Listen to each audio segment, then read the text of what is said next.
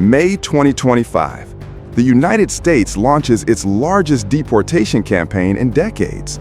President Trump's administration calls it a cleanup of America's streets.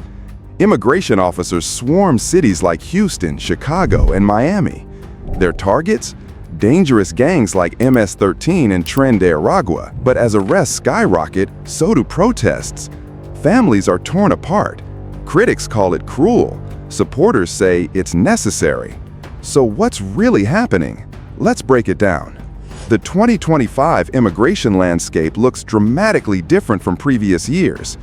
After the 2024 elections, border security became the administration's top priority, with campaign promises to reduce illegal immigration by 70% within the first year. What began as targeted operations against known gang members has evolved into the largest coordinated immigration enforcement action since the 1950s. With over 100,000 federal agents deployed across 30 states, Operation Iron Curtain represents a fundamental shift in how America approaches immigration enforcement. But as detention centers reach capacity and communities brace for impact, the true cost of this crackdown remains hotly debated, from the halls of Congress to kitchen tables across America.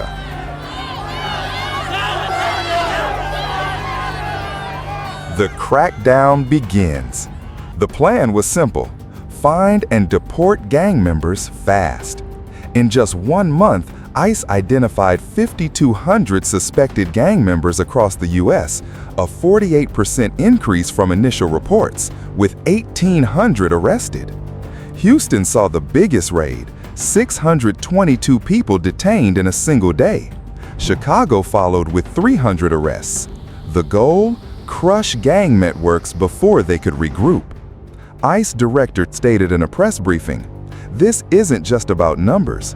It's about dismantling the infrastructure that fuels violence." But the scope was unprecedented. Operation Iron Curtain, a $2.3 billion initiative, targeted transnational crime. They seized 78 kilos of meth, enough for 1.5 million doses, and 22 kilos of fentanyl, lethal for 11 million people in Houston alone. Officials claimed this was a major blow to cartels and street gangs. A leaked memo revealed the operation was part of Operation Iron Curtain, a $2.3 billion initiative to target transnational crime. Operation Iron Curtain also confiscated 112 illegal guns, including military-grade weapons linked to Tren de Aragua. Not everyone agreed. Maria Gonzalez, a Houston resident, told reporters, "They came at 5 a.m., banged on doors. My neighbor's son was taken. He's a mechanic, not a gang member. Where's the justice?" The 2025 raids surpassed Obama's 2012 Operation Crossroads that resulted in 1.2 million deportations and Trump's 2019 Remain in Mexico policy that led to 60,000 expulsions. MS-13, which had been active in 40 U.S. states, had been linked to more than 200 murders since 2020. Tren de Aragua, a Venezuelan gang, had expanded to 15 U.S. cities by 2024 with over 500 members. The rise of these transnational criminal organizations coincided with a 300% increase in gang-related homicides in border states between 2020-2024, according to FBI crime statistics. While immigration advocates pointed to declining overall crime rates during this period, law enforcement agencies highlighted a disturbing trend. Gang recruitment among immigrant communities had tripled in 5 years, creating what one Texas sheriff called a pipeline of criminality that's poisoning our neighborhoods. Dr. Luis Torres, a gang researcher at UC Berkeley, noted, 2025 marked a turning point. Gangs like MS-13 had been growing unchecked for a decade. This was a shock and awe response. The professor's 2024 study, Gangs Without Borders, had predicted that without intervention, Hispanic gangs would establish permanent footholds in 25 additional American cities by 2026. Torres explains, "What we're seeing is a generational shift. First-generation immigrants came for opportunity. Their children, facing discrimination and limited options, found identity and protection in gang affiliation. By 2025, these gangs had evolved from street-level organizations to sophisticated criminal enterprises with international connections. The tech behind the raids. This wasn't old-school policing. ICE used predictive patrol AI, a system cross-referencing social media, utility bills, and parole records to flag high-risk individuals. Dr. Elena Marquez, a data ethics professor, warned, "The algorithm's 95% accuracy claim ignores false positives for minorities." A 2024 Stanford study found Latino men were 3 times more likely to be misidentified. Drones with thermal imaging patrolled the Texas-Mexico border and reduced illegal crossings by 90% in the first quarter of 2025. License plate readers in Florida flagged 12,000 suspicious vehicles in 72 hours. Social media scraping tools analyzed 2 million posts daily, flagging keywords like border crossing or undocumented. Operation Sentinel, a companion program to Iron Curtain, deployed facial recognition at 200-plus major transportation hubs, scanning over 3 million faces weekly. Project Guardian, a controversial data-sharing initiative, allowed state DMVs to cross-reference immigration status with driver's license applications. But cracks emerged. Leaked documents showed that 40% of targets were flagged for minor offenses like traffic violations or unpaid fines. Mistakes happened. 30% of deportees had no criminal record. In Phoenix, 22-year-old Luis Mendez was detained for a decade-old misdemeanor. His wife told reporters, "They took my husband for a mistake he made at 19. Now I'm working 2 jobs to feed our kids." I set up a hotline to fix errors, but only 12% of calls resulted in releases, per a DHS report. A 2025 ACLU audit found 85% of hotline calls were unanswered or dismissed as low priority. Technology experts pointed out fundamental flaws in the system, including outdated facial recognition databases that misidentified 1 in 5 Latino subjects, and algorithms trained primarily on data from non-Hispanic populations, resulting in what one MIT researcher called a built-in ethnic bias that's resulting in thousands of wrongful detentions. Results and backlash. ISIS claimed success. Violent crime dropped 32% in Houston and 28% in Miami overnight. Texas saw 40% less fentanyl on streets, per DEA data. ICE reported 500 fewer gang-related crimes in the first 3 months of 2025. Operation Iron Curtain Phase 1 resulted in 3,200 gang members deported and 200-plus criminal organizations disrupted. Fentanyl seizures reached 2.3 tons nationwide, with ICE claiming these drugs would have caused over 100,000 potential deaths. Recidivism rates for deported gang members showed only 4% attempting re-entry within 6 months, according to ICE data. Criminologist Dr. Raj Patel stated, "Crime fluctuates seasonally. The 30% drop mirrors a 2023 dip when 200 extra cops were deployed. No raids needed."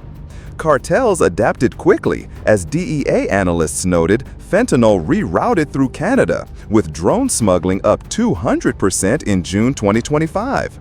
MS-13 shifted operations, as a 2025 FBI report found the gang moved 30% of its U.S. activity to suburban areas, avoiding raids. Drug prices on American streets remained stable, suggesting supply chains were quickly re-established through new routes. Gang recruitment actually increased 15% in the months following the raids, as documented by the National Gang Center. Border apprehension statistics showed no significant change in overall illegal crossings, just a shift in geography. Economic fallout. Houston's immigrant-owned businesses lost $12 million in revenue in 1 month. A shuttered bakery owner, Rosa Martinez, explained, "My customers are scared to leave home. I had to lay off 5 employees." 62% of Latino voters became less likely to report crimes to police, per an LA Times poll. $2.1 billion in lost tax revenue, 2025 estimate, came from reduced immigrant labor in agriculture and construction. Agricultural industry losses totaled $3.4 billion as migrant workers fled farm communities in Texas and California. Construction projects in Arizona and New Mexico reported delays of 3 to 6 months due to labor shortages. Real estate markets in immigrant-heavy neighborhoods saw price drops of 8 to 12% as families fled enforcement areas. Human toll. 40% of deportees chose voluntary departure, $1,000 plus plane ticket, to avoid criminal records. Viral footage of a 9-year-old in Chicago, "Papa, don't leave," became a rallying cry. The girl, Lucia Mendez, started a viral TikTok campaign, #BringPapaHome, garnering 10 million views. 1,200 children were placed in foster care after parents were deported, per a 2025 HHS report. Mental health crises surged 35% in immigrant communities, according to a CDC study released in June 2025. Family separation cases reached 8,500 in the first 2 months, with an average family separation lasting 4.3 months. ICE detention centers reported 27 suicide attempts among detainees in May 2025 alone, triple the rate from previous years. America divided. A Gallup poll showed that 58% of Americans supported deporting gang members. 62% opposed mass deportations of non-criminals, according to Reuters, with 70% of Democrats versus 40% of Republicans in dissent. Latino voters split on the issue, with 45% supporting raids on gang members, while 55% opposed non-criminal deportations, as reported by Pew Research. A generational divide emerged in polling data, with 18 to 34-year-olds opposing the raids 68 to 32%, while those over 65 supported them 52 to 48%, according to an ABC/Washington Post poll. Border state residents showed strongest support at 62%, while coastal urban centers registered 58% opposition. Business owners in affected communities were evenly split, with 49% supporting the crackdown and 51% opposing. Political divide. Texas Governor Greg Abbott declared, "Finally, a president who puts Americans first. These gangs have terrorized our communities for too long." Chicago's mayor responded, "These raids are heartless. They're tearing apart families. We need solutions, not fear." 2025 congressional hearings became contentious when Democrats introduced the Fair Enforcement Act to limit raids to violent criminals, but Republicans blocked it. State-level responses varied dramatically, with California and New York declaring themselves sanctuary states, while Texas and Arizona expanded state cooperation with federal immigration authorities. The 2025 State of the Union address saw President Trump dedicate 40% of his speech to immigration enforcement, calling it the greatest homeland security achievement of our time. The 2026 presidential race began with Democratic candidates making immigration enforcement a central campaign issue, with early polls showing it as the second most important issue to voters. The fundamental question remained whether America could balance security and fairness. A 2025 Gallup poll found 53% of Americans unsure if the raids improved safety. Speculation grew about whether the 2025 model would expand to target non-gang undocumented families in 2026, as ICE officials hinted at a potential Phase 2 of enforcement. Experts questioned whether the raids addressed root causes of migration or simply created a temporary disruption in established patterns. The debate over AI in law enforcement sparked calls for federal oversight of surveillance tools and predictive policing algorithms. Industries reliant on immigrant labor began exploring automation and guest worker programs to address growing labor shortages in agriculture, construction, and service sectors. What do you think? Was the 2025 deportation crackdown a success or a failure? Let us know in the comments. And don't forget to subscribe for more hard-hitting stories. Thanks for watching.